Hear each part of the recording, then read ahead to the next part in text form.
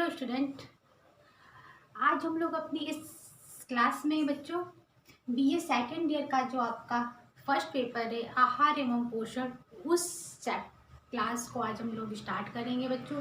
पिछली क्लास में हम लोगों ने जो आपका ये आहार एवं पोषण का पेपर था उसमें हम लोग ने कुकिंग के मेथड और फिर उसके पकाने से हमारे जो न्यूट्रिशन वैल्यू होते हैं उन पे क्या प्रभाव पड़ता है उन सारी चीज़ों को हम लोगों ने देखा और समझा था।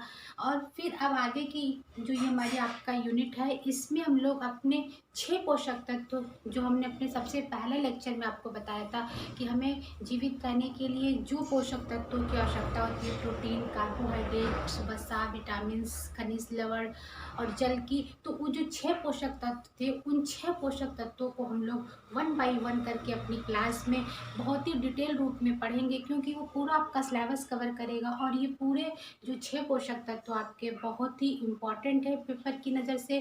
तो हम लोग 1 बाय 1 एक एक टॉपिक को करेंगे और हर एक टॉपिक को बहुत ही ध्यान से देखेंगे, क्योंकि ये जो आपके टॉपिक है बच्चों आपके पेपर के साथ साथ आपकी लाइफ के लिए भी बहुत ही इम्पॉर्टेंट चीज़ें इसमें बताई जाएंगी कि हम अपनी लाइफ में पोषक तत्वों का यूज़ कैसे करें, किस किस भोज्य पदार्थ में क्या क्या पोषक तत्व मिलते हैं और उन पोषक तत्वों को हम लोग कैसे अपने शरीर में और अपने आहार के द्वारा उनको ग्रहण कर सकते हैं।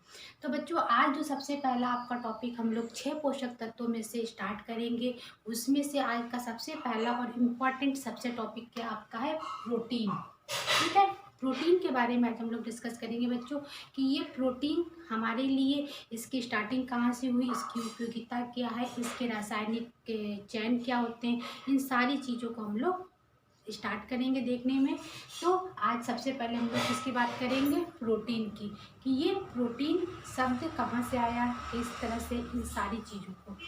तो हमने सबसे पहले आपको पहले लेक्चर में बताया था बच्चों कि हमको जीवित रहने के लिए सबसे ज़्यादा ज़रूरी जो चीज़ होती है हवा और पानी के बाद भोजन की, यानी कि हमारे आहार की। ठीक है, आहार की आवश्यकता होती है हमारे भोजन की। तो ये भोज्य तत्व हमारे शरीर में सभी मतलब जितनी क्वांटिटी है, जितनी हमें रिक्वायरमेंट उतनी तो हमें मिलनी ही चाहिए। तो उसी के अकॉर्डिंग हम लोग अपने शरीर में आहार में प्रोटीन हो गया, कार्बोहाइड्रेट, वसा, विटामिन चीज़ों को कवर करते हैं।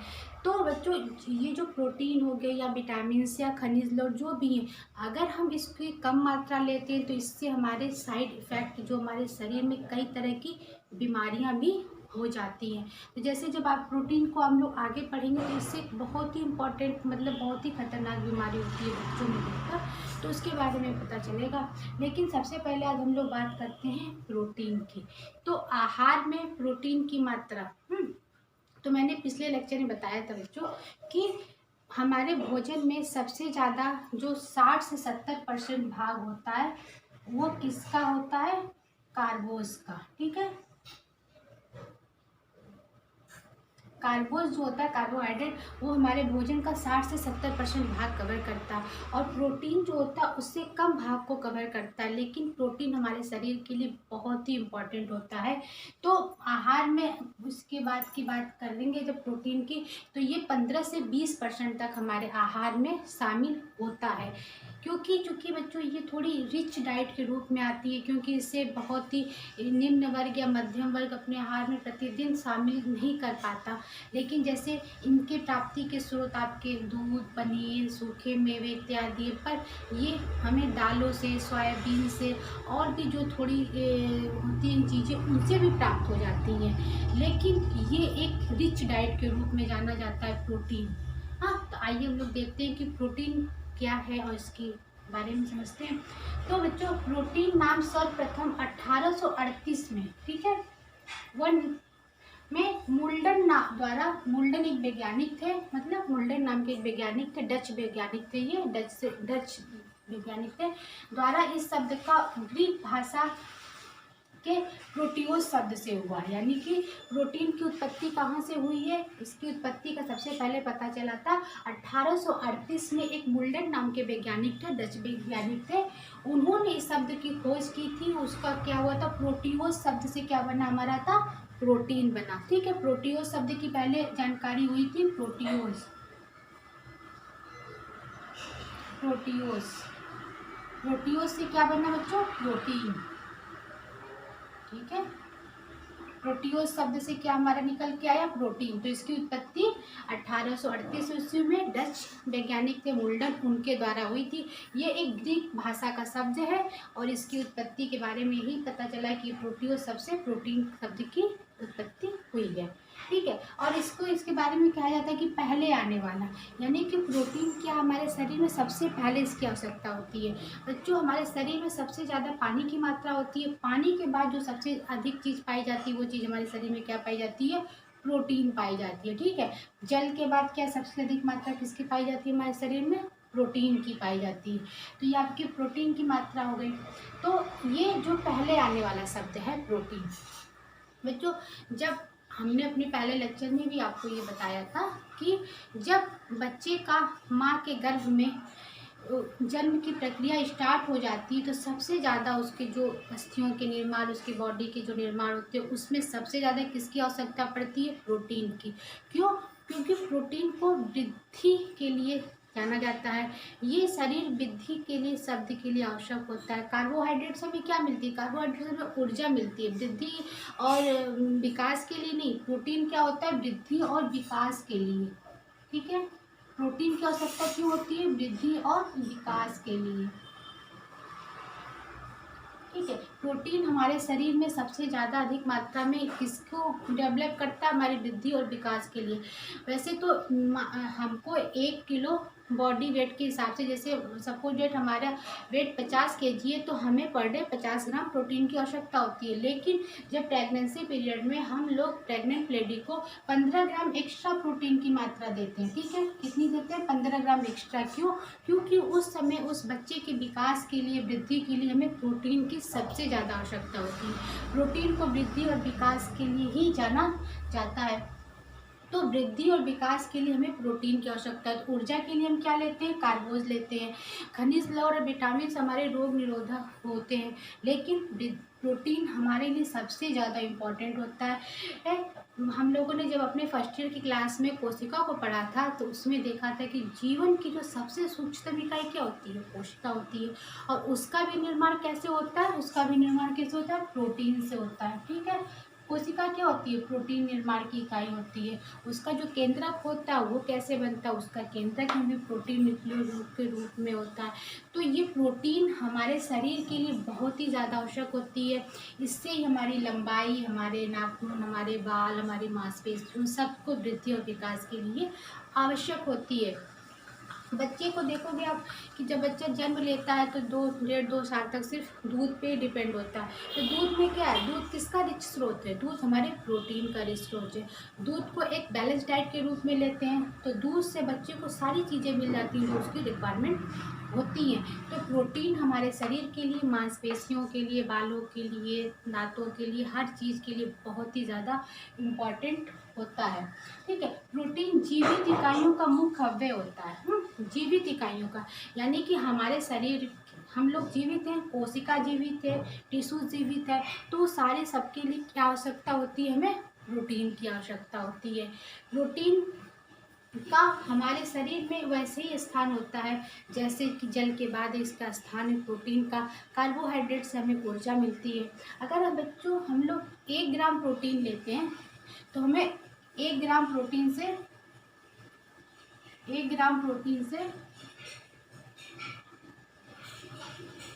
4 कैलोरी ऊर्जा मिलती है बच्चों। ठीक है, 1 ग्राम प्रोटीन से कितनी कैलोरी ऊर्जा मिलती है? हमें 4 कैलोरी ऊर्जा हमें प्राप्त होती है। और आपको कार्बोहाइड्रेट से भी इतनी ही ऊर्जा मिलती है, लेकिन वसा से हमें सबसे ज़्यादा ऊर्जा मिलती है। लेकिन प्रोटीन हमारा एक रिच स्रोत है और ये एक काफ़ी अच्छे रूप में हम लोग प्रोटीन को लेते हैं। प्रोटीन को हम लोग अपने आहार में दाल के रूप में, पनीर के रूप में, दूध के रूप में, ड्राई फ्रूट्स के रूप में शामिल करते रहते हैं। लेकिन बहुत से जो गरीब इलाके होते हैं, निम्न वर्ग होता है, वो इस सारी चीज़ों को अपने आहार में शामिल नहीं कर पाते। जैसे उनके बच्चों को क्वाइसेस्कोर या मैरेस्मस नामक रोग हो जाता है। तो ये प्रोटीन की कमी से सबसे भयानक रोग के रूप में जाना जाता है। अभी हम लोग आगे इसके बारे में डिस्कस करेंगे। बच्चों प्रोटीन जो होता है हमारी मांसपेशियों में 1/3 भाग होता है। प्रोटीन की मात्रा हमारी मांसपेशियों में कितनी होती है? 1/3 होती है, जो हमारी मांसपेशियों में स्टोर होती है। और फिर जो हमारे अस्थियों के लिए, दांतों के लिए, त्वचा, बालों, ऊतकों, सबके लिए क्या होता है? 1/5 भाग प्रोटीन की आवश्यकता होती है। अगर आप हम लोग अपने रक्त की बात करें तो रक्त भी तो एक प्रोटीन संयोजी ऊतक है, और उसमें क्या पाया जाता है? प्रोटीन पाया जाता है। क्यों? रक्त में क्या पाया जाता है? हीमोग्लोबिन। जो हिम मतलब लोहा, और ग्लोबिन क्या होता है? एक प्रकार का प्रोटीन है। तो हमारा रक्त भी क्या है? रक्त क्या है? एक प्रोटीन के रूप में ही है। हाँ, रक्त क्या है? संयोजी ऊतक है, लेकिन उसमें प्रोटीन पाया जाता है। आपके टिश्यू हो गए, आपके जितने लसिका हो गई, लसिका ग्रंथियां हो गई, सब में हमारे प्रोटीन की मात्रा पाई जाती है। और ये प्रोटीन हमारे वृद्धि और विकास के लिए सबसे ज़्यादा आवश्यक होता है। क्योंकि जब बच्चा जन्म के समय से पहले और जन्म के बाद भी जब उसकी वृद्धि और विकास की एक बहुत तेज़ी से विकास होता है, तो उस समय सबसे ज़्यादा किसकी आवश्यकता हमें पड़ती है? हमें प्रोटीन की आवश्यकता पड़ती है। जैसे बच्चे का सभी प्रकार के विकास, उसकी मांसपेशियों का विकास, अस्थियों का, दांतों का, त्वचा का, बालों का, हर चीज़ का विकास एक अच्छी प्रकार से हो सके। तो बच्चों ये बात थी कि प्रोटीन के बारे में हम लोग जाना कि प्रोटीन की उत्पत्ति कहाँ से हुई है। ये प्रोटीन जटिल नाइट्रोजनी कार्बनिक यौगिक है। ठीक है, समस्त जंतु एवं वनस्पतियों की कोशिकाओं के जीव द्रव्य यानी कि प्रोटोप्लाज्म के रूप में ये पाए जाते हैं। ये कार्बनिक यौगिक है। ठीक है, कार्बनिक यौगिक है, और इसमें नाइट्रोजन पाया जाता है। आपका कार्बोहाइड्रेट और वसा में नाइट्रोजन नहीं पाया जाता, लेकिन प्रोटीन में हमारे नाइट्रोजन की मात्रा पाई जाती है। अब बच्चों प्रोटीन का हम लोग रासायनिक संगठन देख लेते हैं कि इसके केमिकल किन किन चीज़ों से मिलकर हमारे प्रोटीन का निर्माण होता है। तो प्रोटीन में कार्बन कितना पाया जाता है? 50%। हाइड्रोजन की मात्रा कितनी होती है? 7%। ऑक्सीजन आपका 32%। और नाइट्रोजन जो कि एक इम्पॉर्टेंट चीज़ में कितना पाया जाता है आपका? इसमें 15%। और सल्फर की मात्रा भी 3% पाई जाती है। तो ये प्रोटीन का बच्चों रासायनिक संगठन है कि प्रोटीन में क्या क्या चीज़ें कितने परसेंट में पाई जाती हैं। कार्बन आपका हो गया 50% के रूप में, हाइड्रोजन 7%, और जो ये नाइट्रोजन है हमारा सिर्फ प्रोटीन में ही पाया जाता है। आपका ये क्या कहते हैं, उसमें कार्बोहाइड्रेट और वसा में नाइट्रोजन की मात्रा नहीं पाई जाती है। तो आपका ये चीज़ हो गया कि इसमें कौन कौन सी चीज़ें पाई जाती हैं। और एक बात बच्चों कि प्रोटीन को हम लोग जिस रूप में ग्रहण कर लेते हैं, लेकिन जब पाचन की क्रिया स्टार्ट होती है तो कार्बोहाइड्रेट जो जिस भी भोज्य तत्व हम लोग खाते हैं, चाहे वो प्रोटीन हो, कार्बोहाइड्रेट हो, वसा हो, कोई भी चीज़ हो, तो उसके टुकड़े होने स्टार्ट हो जाते हैं। मतलब वो कई रूपों में टूटते हैं, तभी तो पाचन की क्रिया पूरी होती है। और व्यक्ति के पाचन की क्रिया कहाँ से स्टार्ट हो जाती है? हमारे मुख से ही स्टार्ट हो जाती है। तो कार्बोहाइड्रेट तो सबसे पहले पाचन स्टार्ट होता है। तो कार्बोहाइड्रेट ग्लूकोज में टूटता है, और प्रोटीन की मात्रा किस में टूटती है? प्रोटीन एमिनो एसिड के रूप में टूटता है। तो प्रोटीन की सबसे छोटी इकाई क्या कहलाती है? एमिनो एसिड कहलाती है। कि प्रोटीन हमारे सबसे अपने सूक्ष्मतम रूप एमिनो एसिड में टूट जाता है। तो प्रोटीन अमीनो अम्ल से बना और एक कार्बनिक यौगिक है। ठीक है, कार्बनिक यौगिक, ये बात याद रखना कि कार्बनिक यौगिक है। और रक्त की चाहे जिसकी भी बात कर ले, सब चीज़ों में हमें प्रोटीन की मात्रा पाई जाती है। प्रोटीन हमारे शरीर के लिए, वृद्धि और विकास के लिए, हर एज के लिए, गर्भावस्था में जब बच्चे की विकास की प्रक्रिया सबसे तेज होती है, उस समय से लेकर वृद्धावस्था तक भी प्रोटीन की आवश्यकता होती है। क्यों? उस समय व्यक्ति का जो शारीरिक विकास होता है उत्तरार्ध की ओर, यानी कि उसकी सारी चीज़ें कमज़ोर होती जाती है, उसके शरीर से हर चीज़ की लॉस होती है। तो उस समय भी हमें व्यक्ति को प्रोटीन की मात्रा बढ़ानी पड़ जाती है। पर कभी कभी किसी केस में प्रोटीन की मात्रा में किसी बीमारी में एकदम से बंद करनी पड़ती है कि प्रोटीन हमें नहीं देना होता है उस व्यक्ति को। लेकिन ओवरऑल हमें प्रोटीन आजकल के हिसाब से, आजकल के भोज्य तत्व में हमें सबसे ज़्यादा प्रोटीन की आवश्यकता होती है। क्योंकि प्रोटीन अगर हम लेते हैं तो हमें वो सारी चीज़ें मिल जाती हैं जो हमारे शरीर के लिए आवश्यक होती हैं। कार्बोहाइड्रेट हमें ऊर्जा, ताकत देता है, लेकिन प्रोटीन से ही हमारी वृद्धि, हमारी लंबाई की वृद्धि, चाहे बालों की वृद्धि, स्किन हमारी ग्लो करती है। तो सब चीज़ें जो किस पे डिपेंड होती हैं? हमारी प्रोटीन पे डिपेंड होती हैं। और प्रोटीन एक नाइट्रोजनी कार्बनिक यौगिक है, जो कि हम लोगों ने देखा कितने परसेंट नाइट्रोजन पाए जाते हैं इसमें, 15% पाए जाते हैं नाइट्रोजन की मात्रा। ये प्रोटीन का जो आपका रासायनिक संगठन है कि प्रोटीन की मात्रा कितनी पाई जाती है। प्रोटीन जब बच्चा माँ के गर्भ में होता है तो उस समय जो वो उसके पूरे 280 दिन की प्रक्रिया होती है बच्चों, ये जो पूरे 280 दिन की प्रक्रिया होती है उसमें बच्चे के जितने भी हड्डी, उसका बच्चा के जब तक पूरे शारीरिक विकास की प्रक्रिया पूरी नहीं हो जाती तब तक उसके जन्म तक प्रोटीन की सबसे ज़्यादा आवश्यकता होती है, क्योंकि प्रोटीन ही उनके हड्डियों का विकास करता है, उस बच्चे की मांसपेशियों को मजबूत बनाता है, उनके दांतों का, उनके सब चीज़ों का विकास करता है। इस प्रकार से हम कह सकते हैं कि ये जो प्रोटीन की मात्रा है हमारे शरीर के लिए, हमारे विकास के लिए अत्यंत आवश्यक होती है। और इनके लिए कुछ आवश्यक और कुछ अनावश्यक प्रोटीन पाए जाते हैं। ठीक है बच्चों, दो प्रकार के प्रोटीन की मात्रा कुछ होती है। कुछ आवश्यक प्रोटीन वो होते हैं जिनको हमको शरीर में हमारे नहीं होते, उनको हमको बाहर से लेना पड़ता है। ठीक है, कुछ अनावश्यक प्रोटीन वो होते हैं। कुछ जो आवश्यक प्रोटीन है उनको हमको लेने की आवश्यकता नहीं होती है। तो ये सारी चीज़ें जो है मांसपेशियों में, अस्थियों में, दांतों में, हर चीज़ों में हमारे प्रोटीन की मात्रा पाई जाती है। तो आज हम लोगों ने अपनी इस पहली प्रोटीन की क्लास में देखा कि प्रोटीन वास्तव में कहाँ से इसकी उत्पत्ति हुई और इसका क्या महत्व है हमारे लिए है, और किस प्रकार से इसका रासायनिक संगठन क्या है और कैसे ये आगे कार्य करेगा।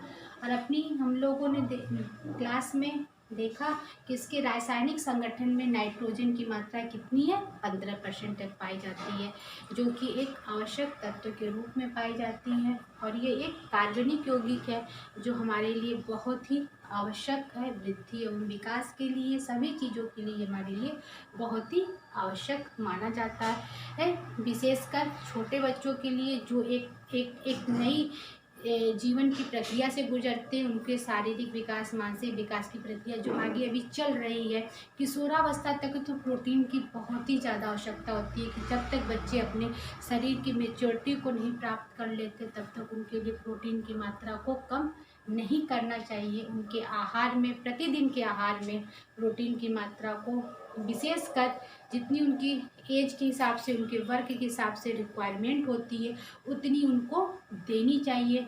बच्चों आगे की क्लास में हम लोगों ने ये भी देखेंगे कि किस एज ग्रुप को कितने प्रोटीन की मात्रा की आवश्यकता होती है और उन्हें कितनी प्रोटीन की आवश्यकता देनी चाहिए। तो बच्चों आज की क्लास में हम लोग इतना ही करते हैं। अब अपनी नेक्स्ट क्लास में हम लोग इसके आगे के प्रोटीन के बारे में देखेंगे कि इसमें और क्या चीज़ें हम लोग पढ़ेंगे। तो आज की क्लास के लिए बच्चों इतना ही, अगली क्लास में मिलते हैं। Thank you.